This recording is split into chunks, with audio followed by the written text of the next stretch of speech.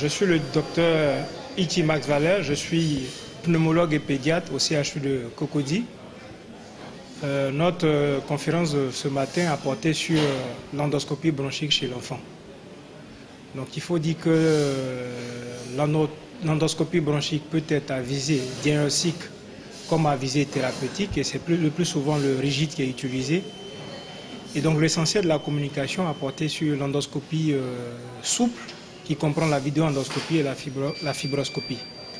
Alors c'est un examen qui est incontournable en pneumologie pédiatrique, parce que nous sommes dans un pays en voie de développement, confronté à une forte prévalence des infections respiratoires.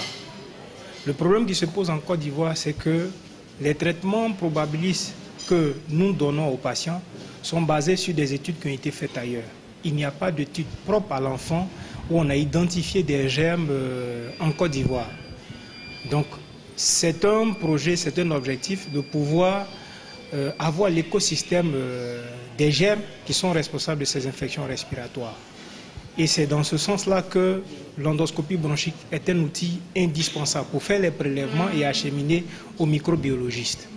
Seulement, nous avons un souci d'équipement, parce qu'il n'y a que le service de pneumologie du CHU de Cocody en Côte d'Ivoire qui est le seul service public à pouvoir faire cet examen. Et au jour d'aujourd'hui, nous disposons d'un fibroscope adulte, mais qui est utilisable chez des enfants de plus de 7 ans, et d'un vidéo-endoscope qui est utilisable chez des enfants de plus de 5 ans. Les moins de 5 ans, nous ne pouvons pas faire.